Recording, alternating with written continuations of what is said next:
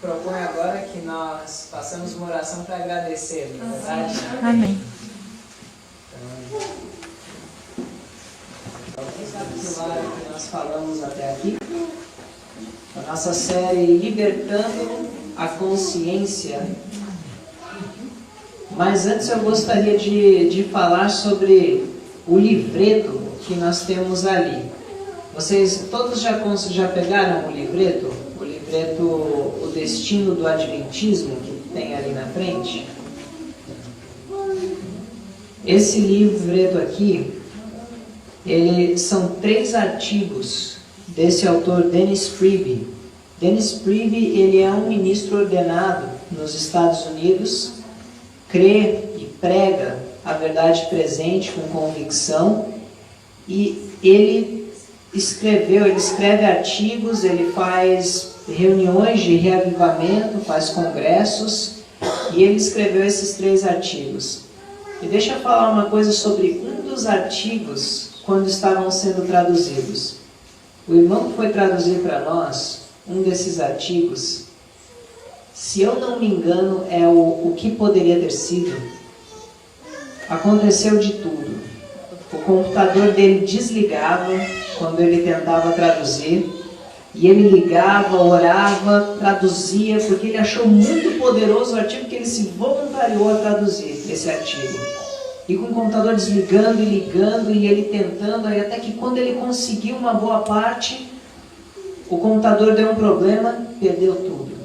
Mas ele perseverou, continuou orando a Deus e finalmente conseguiu traduzir esse artigo. E é um artigo realmente muito bom, e deu para entender o porquê da fúria do inimigo que esse artigo não fosse traduzido. Então essa é uma das histórias por trás da tradução desse livreto. Dá para ver que realmente o inimigo estava furioso, porque ele entende o valor, o poder de uma literatura dessa. Então eu encorajo os irmãos a lerem O Destino do Adventismo. Vamos lá então, libertando a consciência. Nós vamos falar sobre as linhas regulares e irregulares. A obra de Deus tem 2 braços, como nós já vimos. A Igreja Adventista, como movimento, teve início em 1844, a organização em 1863, e desde então sempre teve 2 braços, obra organizacional e obra de sustento próprio, linhas regulares e linhas irregulares. E desde 1863, embora não fosse falado muito de obra de sustento próprio, ela sempre existiu. Como nós acabamos de ver também, a mensagem adventista entrou em cada continente através de um obreiro de sustento próprio. Um exemplo disso foi Abraham LaRue, que foi a Hong Kong, ele era um americano. Em 1888 ele foi pioneiro da mensagem adventista na Ásia, um obreiro de sustento próprio que não pôde, pelo menos a associação não quis contratá-lo, não sei os motivos, mas ele foi e pregou a mensagem por conta própria, movido pelo Espírito Santo, e assim a mensagem adventista entrou na Ásia. Em cada outro continente, por causa de pessoas que sentiram o seu dever pessoal, independente da associação estar apoiando ou não. E esse é o dever de cada um de nós. O Espírito de Profecia fala mais sobre as linhas regulares e irregulares. Aqui em Manuscript Release, volume 3, páginas 264 e 265, é-nos dito sobre a obra no Sul. O filho da irmã White, Edson White, tinha um ministério no sul dos Estados Unidos. Era um ministério de sustento próprio. Por quê? Porque a organização, de certa forma, estava, na visão deles, negligenciando aquele campo e algo precisava ser feito. Então ele foi e iniciou um ministério no sul dos Estados Unidos para trabalhar com a raça mais simples, aquele pessoal simples. Tinha muitos negros ali naquela região. E o Espírito de Profecia nos diz ali que a situação me foi novamente apresentada e a urgência de ocupar os campos que foram apresentados a mim, que têm sido trabalhados sob a supervisão de Deus, usando Edson White, que era seu filho, como seu agente para abrir o campo. Mas não havia outros que pensariam em tocar essa parte do campo ou que começariam a trabalhar nele. Aqueles que deveriam ter se regozijado ao ver algo feito estavam determinados a não dar nenhum reconhecimento a Edson White ou à obra. Por quê? Porque ele não trabalhou nas linhas regulares. Ou seja, ela está falando, aqueles da organização que deveriam reconhecer o seu trabalho, não reconheceram por quê? Porque ele não estava vinculado à associação na sua obra. Deus vos tem apresentado como Ele vê as linhas regulares, como Deus vê as linhas regulares. As linhas regulares, que é a obra organizacional, precisam ser quebradas como um vaso de oleiro e reconstruídas. Então ela diz, na obra, na organização, na obra pela associação, está precisando haver uma reforma, ela precisa ser quebrada e feita de novo. Então essas são as linhas regulares. Mais citações, há muitas, eu só coloquei algumas. Spalding and McGann Collection, página 194, diz assim: vocês sabiam que estão criticando a obra de um homem que foi visitado pelos anjos do Senhor?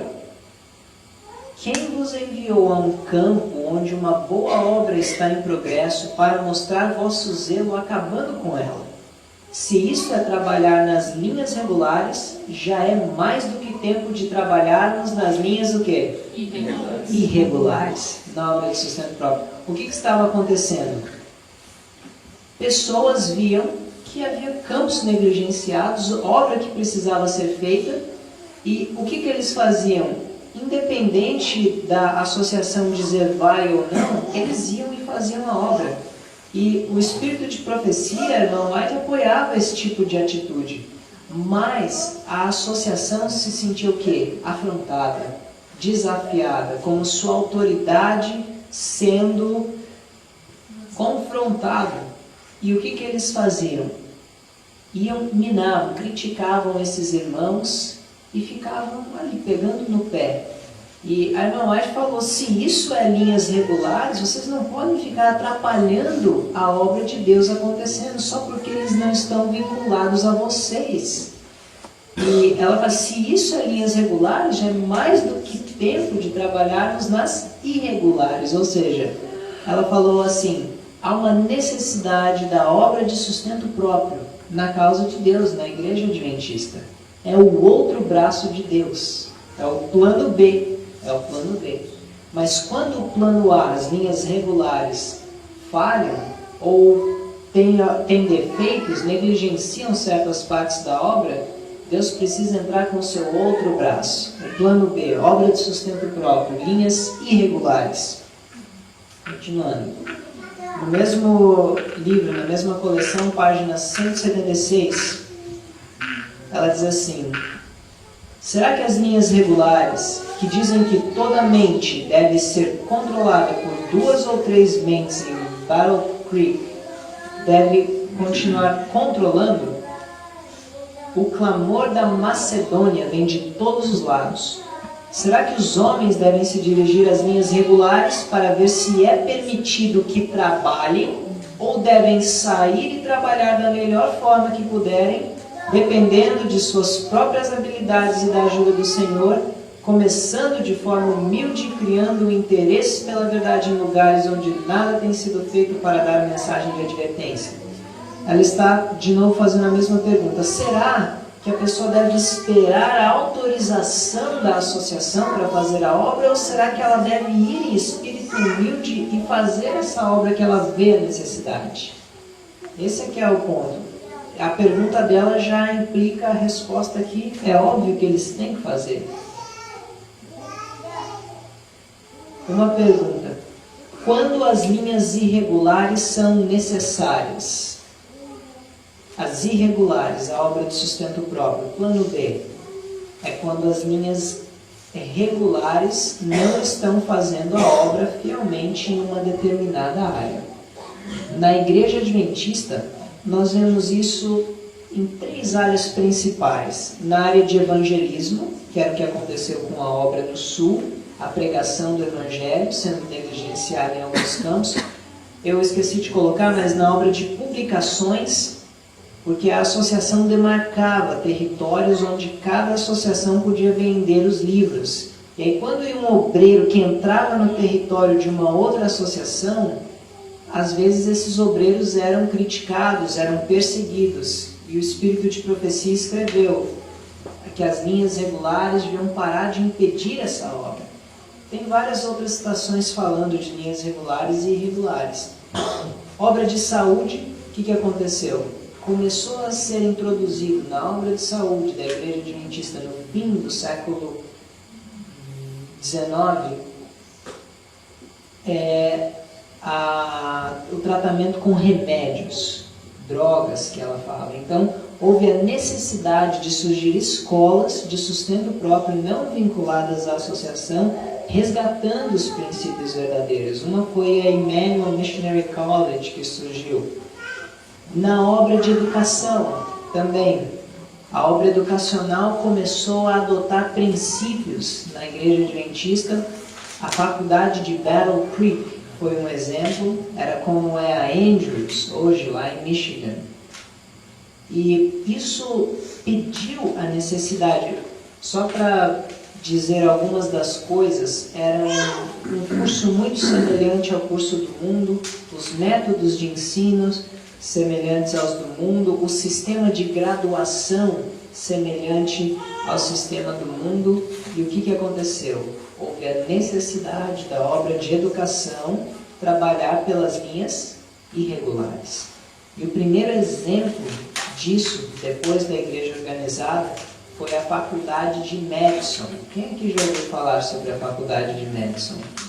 Que foi fundada, não muitos, mas alguns, que foi fundada em 1904 por Edward Sutherland e o seu companheiro McGann. E essa escola foi uma escola modelo, resgatou os princípios de Deus. Nas escolas adventistas estava acontecendo esportes competitivos. Nessa outra escola já não tinha isso. E Sutherland, ele inclusive foi presidente da faculdade de Battle Creek, a faculdade principal da igreja adventista. Mas em 1904 ele saiu para fundar Madison, porque ele não aguentou mais. Ele e McGann trabalhavam em Battle Creek. Enfim, foi a deficiência da obra organizacional que pediu, que gerou a necessidade da obra de sustento próprio. Esse é o princípio. Vamos ver as linhas irregulares na Bíblia, só alguns exemplos. Deus estabeleceu o sacerdócio, não estabeleceu? Linhas regulares. Mas aí houve a necessidade também dos profetas. Agora eu quero dizer uma diferença. Há profetas e profetas. Existem profetas que vêm prever coisas que vão acontecer, mas existe aquele profeta também que, além de prover coisas do futuro, predizer, ele também vem admoestar o povo, chamar o povo de volta aos caminhos de Deus. E a falha do sacerdócio fez necessário que surgissem profetas, chamando o povo de Deus de volta aos seus caminhos. Linhas regulares, sacerdotes. Linhas irregulares, profetas. Nós temos um exemplo do mais dois de linhas irregulares, João Batista e Jesus. Dois exemplos de obreiros de sustento próprio. Se vocês lerem na Bíblia, tanto João Batista quanto Jesus, eles não trabalharam com a organização da época, pela organização da época, não é verdade? Embora Jesus pregasse, Jesus pregou em sinagogas, mas ele não estava vinculado, o seu ministério não era vinculado à organização, nem o de João Batista. E já começa bem de cedo, quer ver? Vamos abrir nossas Bíblias, lá em João, no capítulo 7, para lermos um pouco sobre Jesus.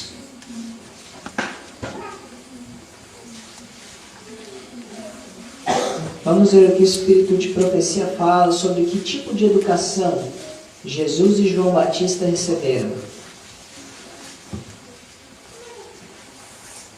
Nós já lemos nesta tarde de João Batista, lá em Lucas 1:80, que ele cresceu aonde? No deserto. Foi lá que ele teve a sua escola e o seu santuário.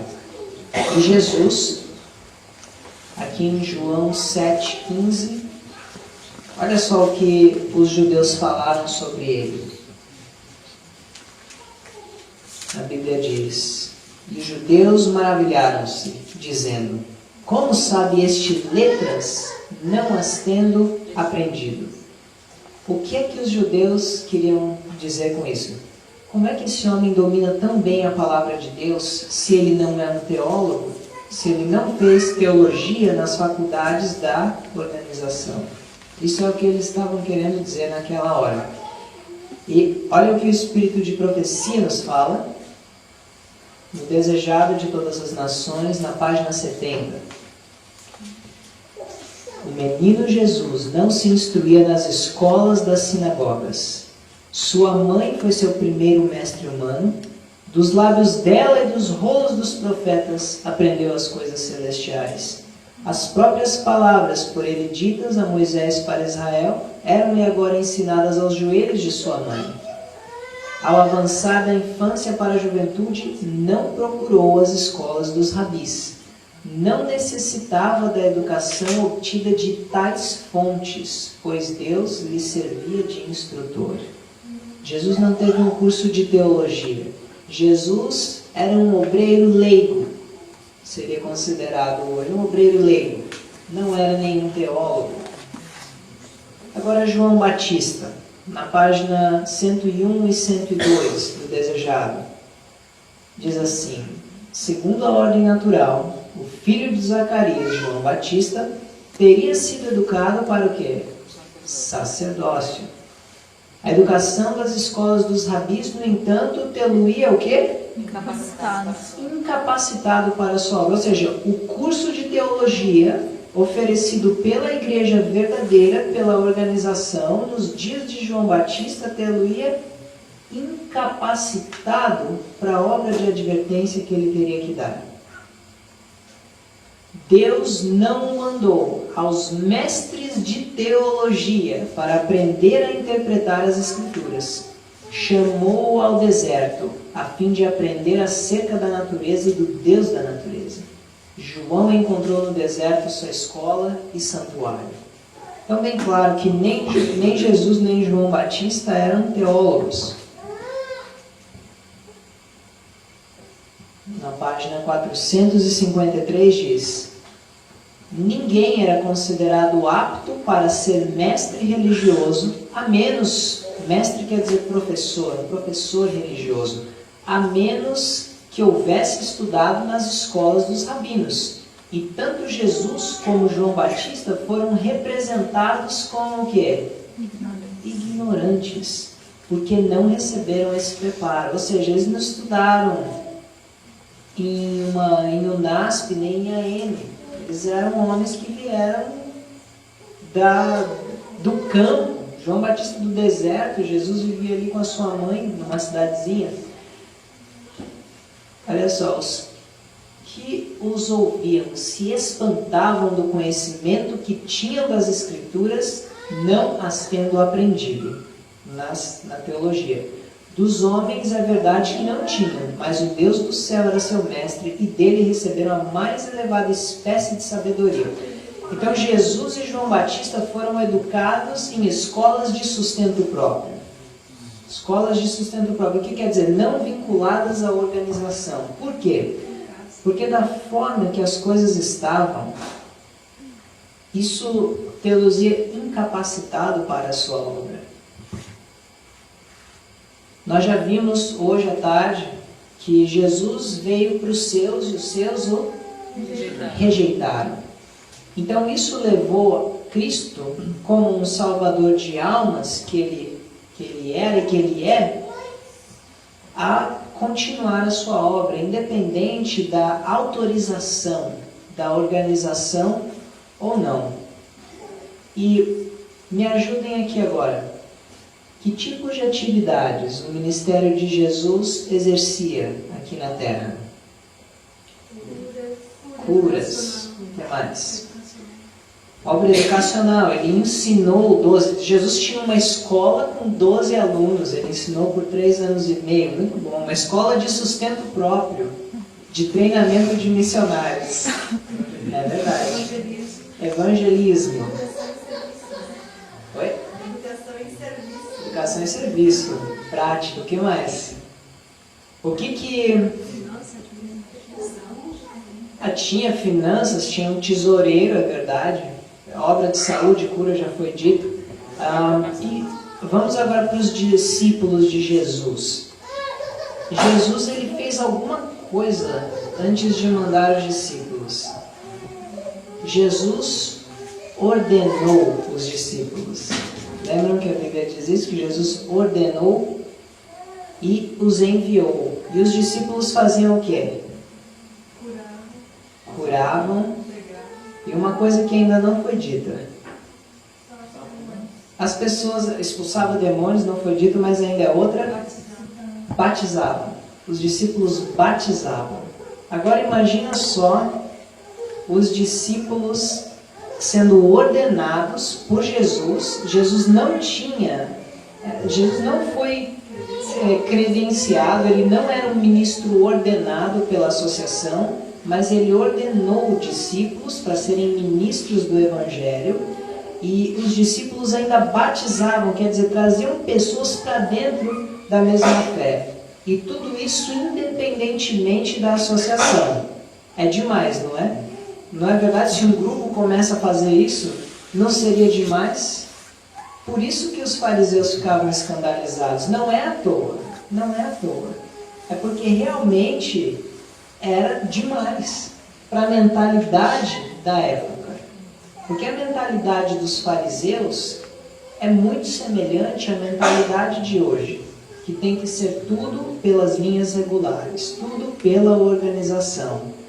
E se Jesus estivesse hoje aqui com o seu ministério, seria crucificado do mesmo jeito. Por quê? Porque a mentalidade tem que mudar. A mentalidade continua sendo a mesma. Os tempos mudam, mas a história se repete. Porque a mentalidade do homem não mudou. Bem, então, com tudo isso, uma vez foi feito um desafio a Cristo. Vamos lá em Mateus, no capítulo 21. Jesus batizando, expulsando demônios, curando, fazendo todas essas coisas. Ordenando discípulos. Por quê? Porque será que Jesus era rebelde contra a organização? Nós já vimos que não. Mas nós vimos que por causa que a verdade presente, o que é a verdade presente? É a verdade para um determinado tempo, não é verdade? Qual era a verdade presente nos dias de Noé? Dilúvio. E se eu chegar pregando aqui sobre dilúvio, vai adiantar alguma coisa? Não. Mas é verdade o dilúvio? É verdade? Mas não é verdade presente. Não tem tanta relevância. Eu posso fazer grandes paralelos, mas os paralelos vão ser para o presente. Mas só contar a história do dilúvio não é uma boa história, mas não seria tão relevante a história em si, sem as suas aplicações proféticas para o presente. Da mesma forma, Jesus ele tinha uma verdade para aquele tempo. E a verdade era que ele era o Messias, que veio estabelecer o reino da graça na terra. Mas a verdade presente foi rejeitada. Hoje há uma verdade presente e há uma nova teologia. E a verdade presente sendo rejeitada, será que nós vamos parar de pregar o Evangelho? Pela graça de Deus, não. Ou seja, a obra tem que ser feita. A obra não pode parar. E é isso que tem que ficar nas nossas mentes. A nossa consciência precisa ficar liberta. O Jesus é o nosso exemplo. Vamos lá, Mateus 21, vocês estão lá? Sim. Vamos lá, versículo 23 ao 27.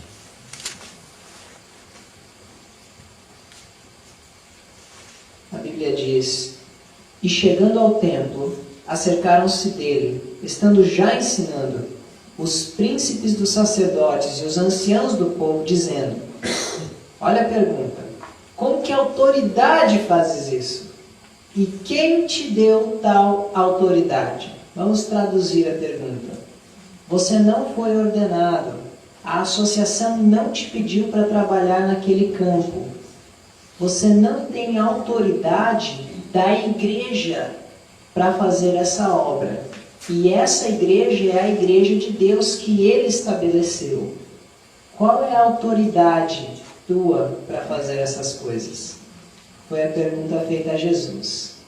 Qual é a resposta de Jesus? 24 em diante. E Jesus, respondendo, disse-lhes: Eu também vos perguntarei uma coisa, se me disserdes, também eu vos direi com que autoridade faço isto. O batismo de João, de onde era? Do céu ou dos homens?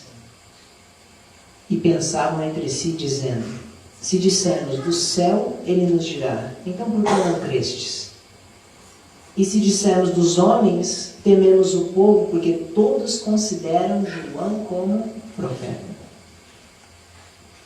E respondendo a Jesus disseram: Não sabemos. Ele disse-lhes: Nem eu vos digo com que autoridade faço isto.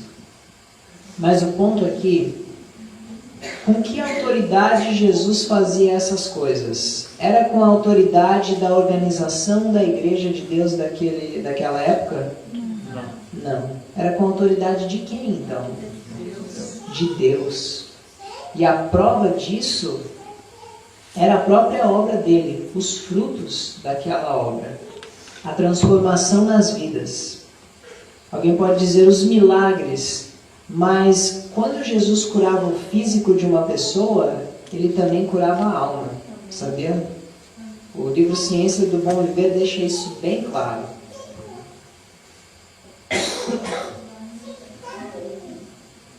Jesus e João Batista. Agora, a obra de João Batista é ainda mais, chega a ser, nessa questão que nós estamos tratando, chega a ser mais impressionante que a de Jesus, porque João ele foi para um deserto, João tinha uma igreja no deserto, João batizava, ele evangelizava e batizava naquele deserto também, sem a autorização da associação da época.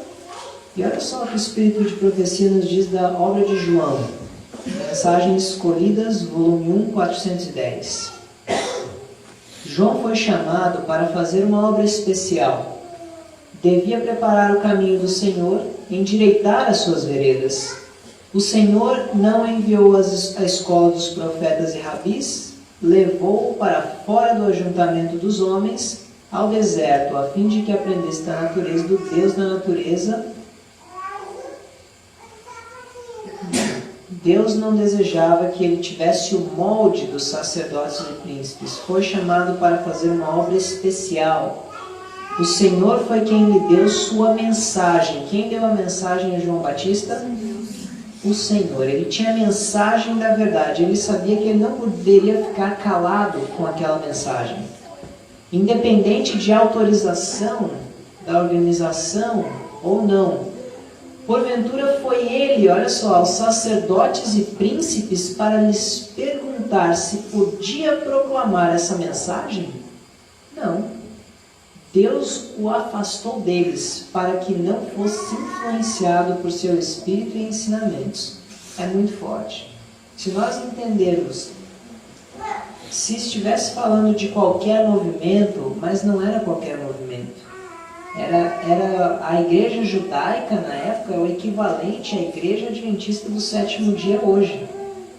Vocês conseguem ver isso? Por quê? Porque foi a igreja judaica foi a igreja estabelecida por Deus. Foi da onde veio o próprio Jesus. Da mesma forma, a igreja adventista hoje é a organização estabelecida por Deus.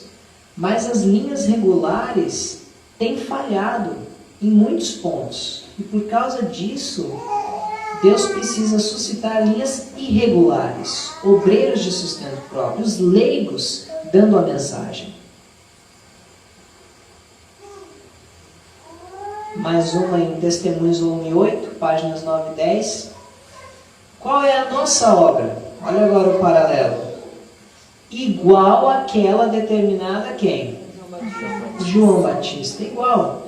A palavra de Deus para nós é: arrependam-se, preparem o caminho para um reavivamento de meu trabalho. Então nós devemos pregar uma mensagem de reavivamento.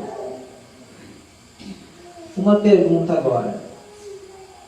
O que é que leva os líderes a se oporem tão fortemente à obra de sustento próprio? O que pode levar líderes da organização a se oporem a ministérios de sustento próprio? Uma razão está lá em 1 Timóteo. Vamos lá comigo. 1 Timóteo no capítulo 1.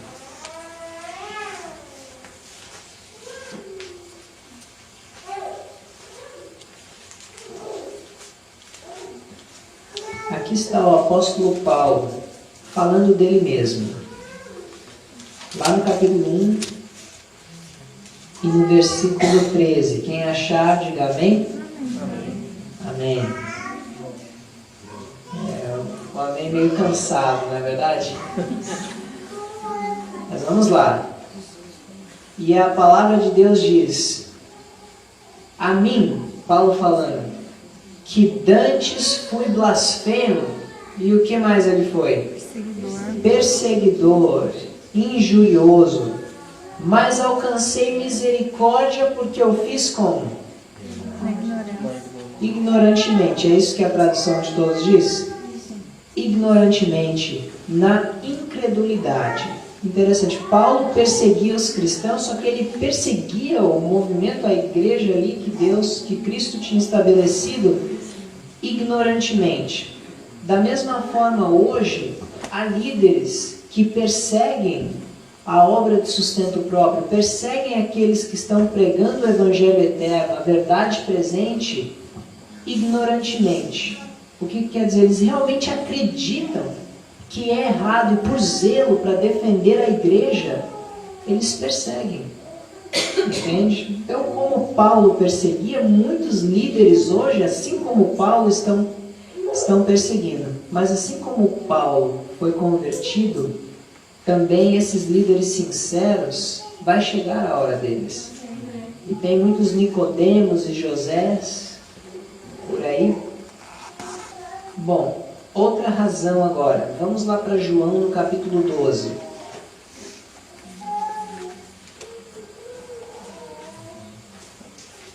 João, capítulo 12, versículo 19.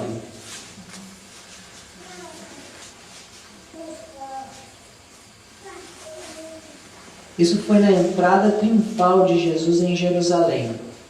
Os líderes religiosos ali da igreja judaica viam Jesus entrar e eles ficaram assim impressionados com aquela multidão que dava hosanas e chamava Jesus de rei.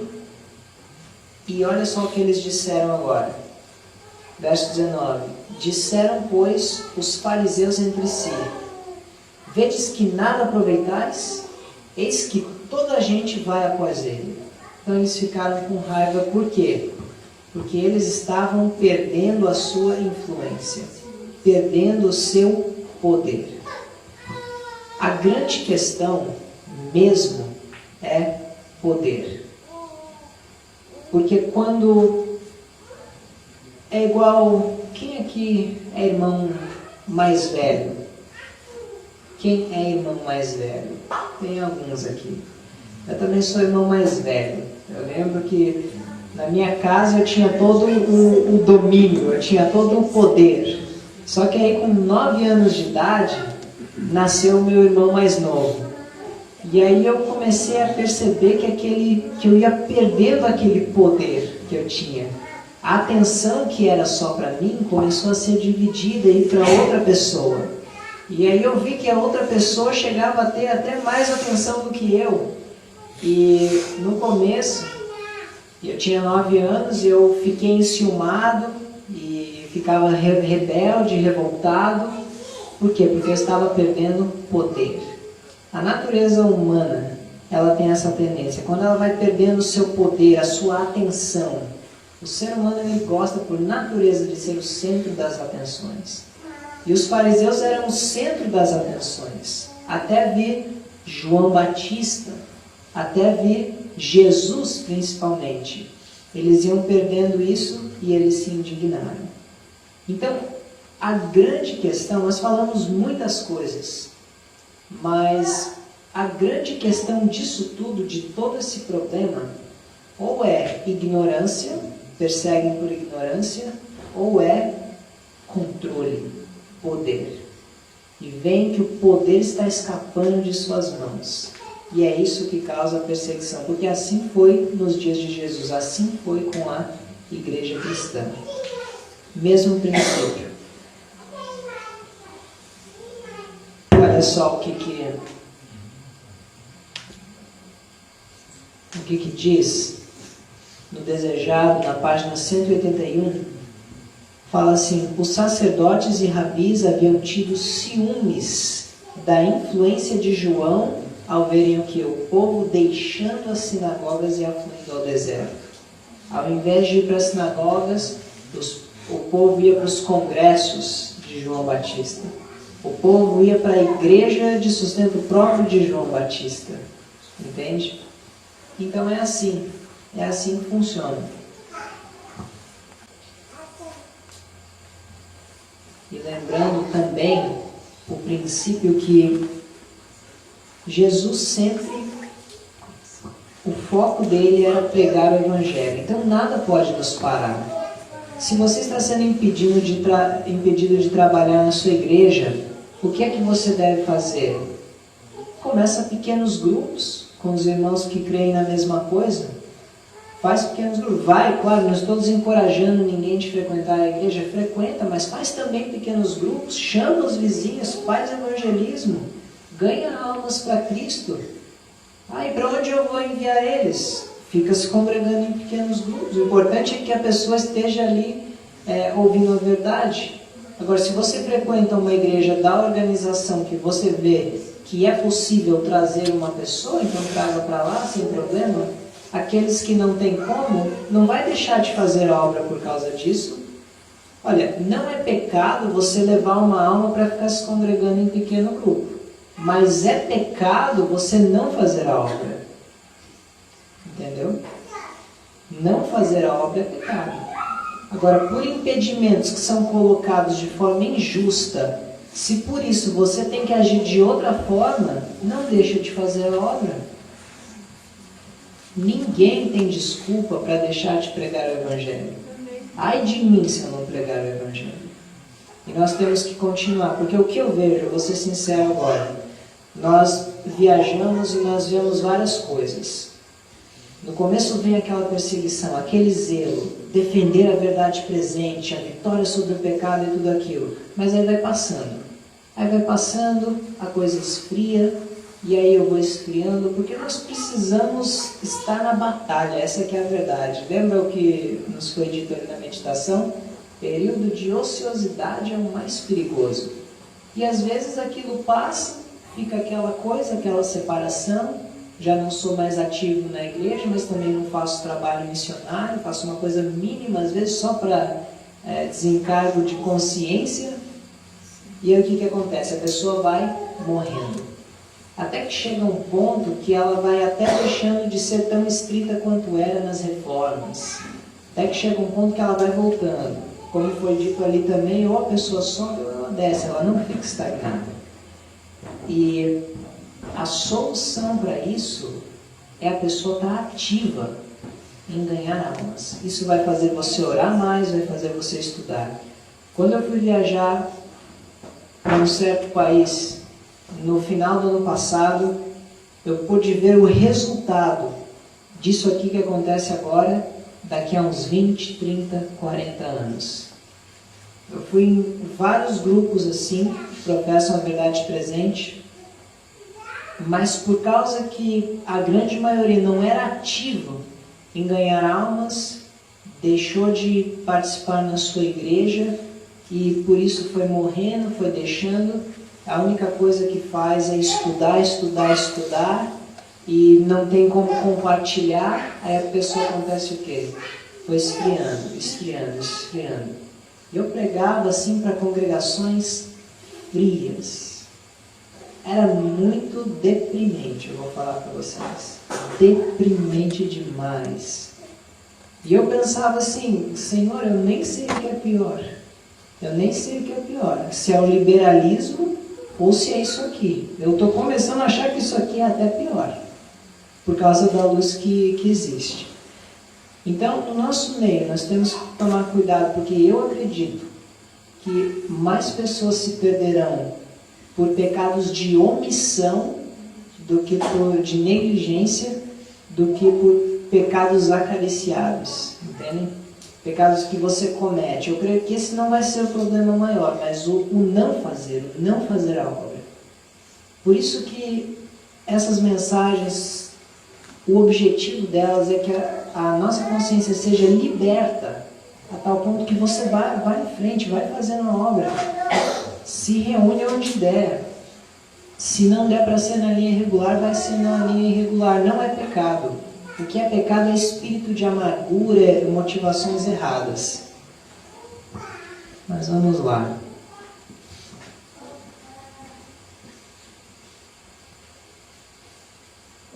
Lá em Mensagens Escolhidas.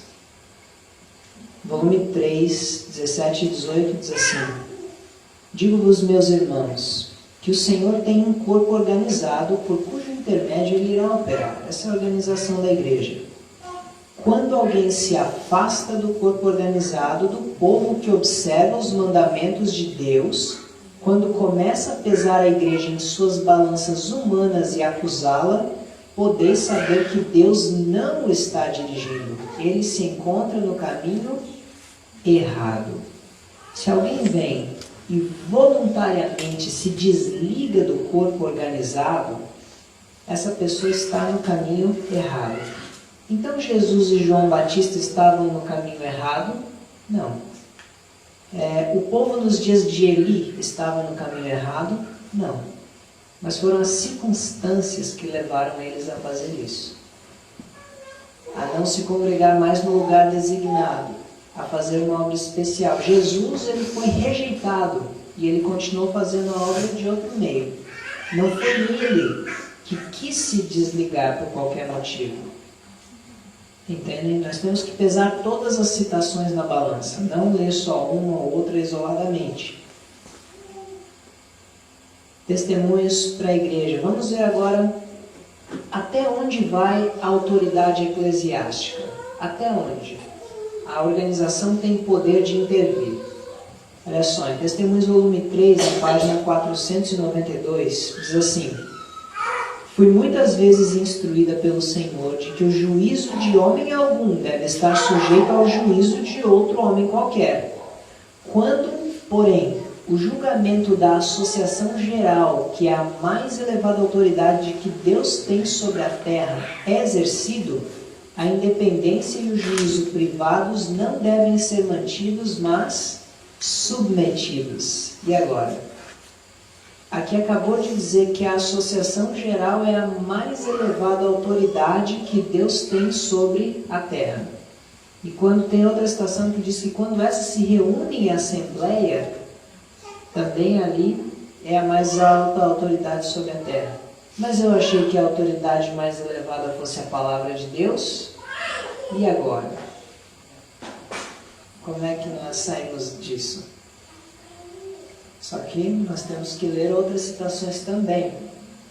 Testemunhos Seletos agora, volume 3, na página 408, diz o seguinte: Por vezes, quando um pequeno grupo de homens, aos quais se acha confiada a direção geral da obra, tem procurado, em nome da associação geral, exercer. Então aqui está falando os homens da associação geral reunidos. Tem procurado exercer planos imprudentes e restringir a obra de Deus, tenho dito que eu não poderia por mais tempo considerar a voz da associação geral, representada por esses poucos homens, como a voz de Deus. Mas isto não equivale a dizer que as decisões de uma associação geral composta de uma assembleia de homens representativos e devidamente designados de todas as partes do campo não deva ser respeitada. Agora equilibrou um pouco mais, não é? é a autoridade maior, desde que esteja de acordo com a palavra. Porque se vierem com planos imprudentes para restringir a obra de Deus, ela falou, eu não posso mais dizer que essa é a voz de Deus. Entenderam? Então, quando a voz da associação geral é a voz de Deus? Quando ela está de acordo com a palavra de Deus. Quando ela não é a voz de Deus? Quando toma uma decisão que não está de acordo com a palavra de Deus. Só que ela diz, no entanto, deve ser respeitada.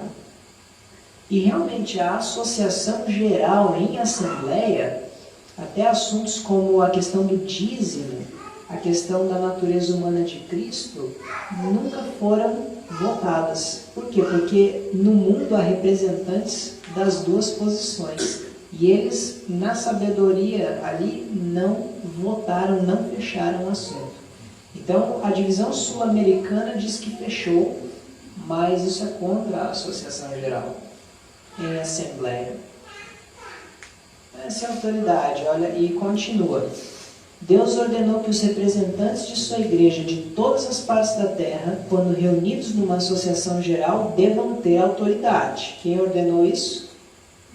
Deus. O erro que alguns estão em perigo de cometer é dar à opinião e ao juízo de um homem ou de um pequeno grupo de homens a plena quer dizer total, plena medida de autoridade e influência de que Deus revestiu sua igreja no juízo e voz da associação geral reunida para fazer planos para a prosperidade e avançamento da obra. Ou seja, embora foi instituída por Deus, ela ainda assim tem que ser medida. E qual deve ser, então, a nossa atitude para esses dias? Vamos... E tem mais citações que eu nem coloquei aí, porque eu não queria puxar para o outro lado, mas citações dizendo que a pessoa que é separatista, vamos dizer, se eu fosse um separatista, eu podia mostrar só as citações que dizem assim, a voz da associação geral não é mais a voz de Deus. A voz da associação geral já foi a voz de Deus, mas hoje não posso dizer o mesmo. Tem citações assim também. Mas por que ela não podia dizer o mesmo? Ela falou isso num contexto em que decisões imprudentes estavam sendo tomadas. Então você sempre lê o contexto das coisas. Mas eu realmente creio que tem agido de acordo com a vontade de Deus, os votos da associação geral. Eu realmente acredito nisso. E vamos lá para Atos, no capítulo 5. Qual é o ponto de equilíbrio aqui? Em Atos 5, nós temos o ponto de equilíbrio para as nossas vidas.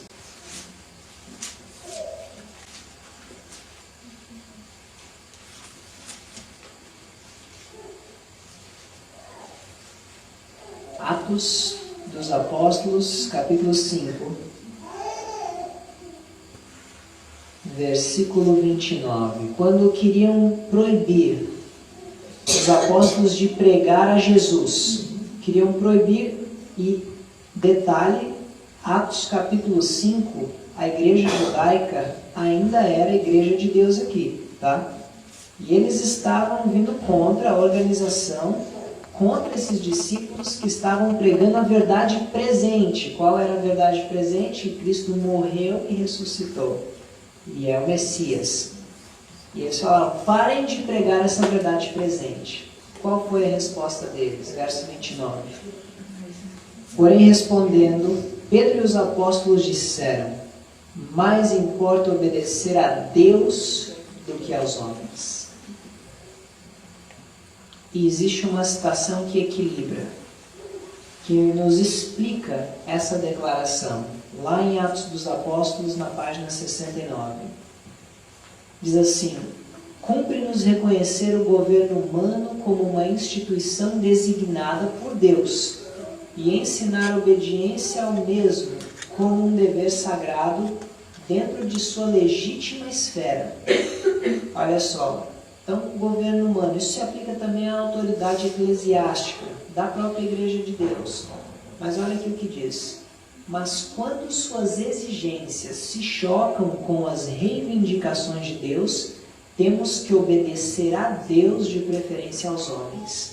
A palavra de Deus precisa ser reconhecida como estando acima de toda legislação humana, mesmo aí a voz da Associação Geral, se for o caso, se estiver restringindo a obra. Um assim diz o Senhor não deve ser posto à margem por um assim diz a igreja ou um assim diz o Estado. A coroa de Cristo tem de ser erguida acima dos diademas e autoridades terrestres. Irmãos, vocês vão sofrer muita pressão. Mas lembrem sempre disso. Um assim diz o Senhor vale mais do que um assim diz a igreja. E vocês só vão conseguir permanecer firmes se nós formos pesquisadores, estudantes da palavra de Deus. Cada um precisa ter a própria convicção, porque Deus falou através da palavra. Amém. Só assim vai permanecer firme. E para concluir, uma citação da coleção Spalding and McGann, página 175, que fala: Deus chama para quê? Reavivamento e reforma. As linhas regulares não têm feito a obra que Deus deseja ver concluída. Que reavivamento e reforma operem constantes mudanças. Algo tem sido feito nesta linha regular, mas não deixe a obra parar por aí. Não! Que todo jugo, toda prisão, todo impedimento seja quebrado. Que os homens despertem para o fato de que têm uma responsabilidade individual. Todos nós aqui somos obreiros. E quer seja vinculado às linhas regulares ou às linhas irregulares, nós temos que ir avante com a obra. É um dever de Deus. E essa é a única forma realmente que nós vamos conseguir vencer. É pela fé, é uma fé ativa no serviço do Mestre. Então a minha oração é que todos nós sejamos esses obreiros ativos, quer seja pelas linhas regulares, quer seja linhas irregulares. Que Deus nos abençoe. Vamos orar.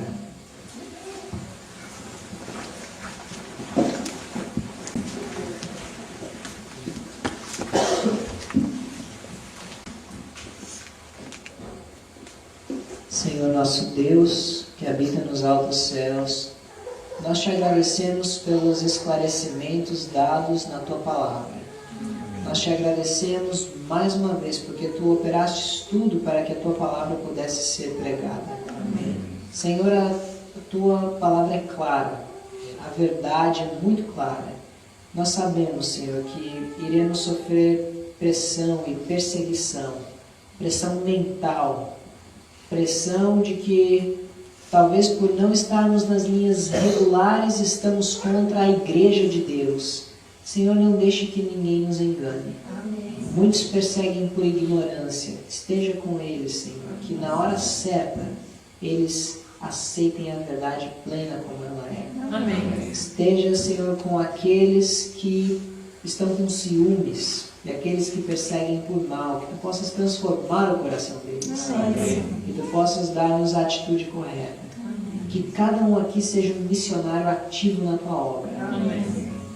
E para onde enviar essas pessoas, Senhor, que seja de acordo com as circunstâncias, com a Tua vontade. Amém. Mas que nós não paremos a Tua obra. E que cada alma preciosa aqui possa estar presente no reino eterno. Amém. Junto com muitas outras que trouxerem junto. Amém. É o que nós pedimos e agradecemos, juntamente com uma boa noite de sono. Em nome de Jesus. Amém. Amém.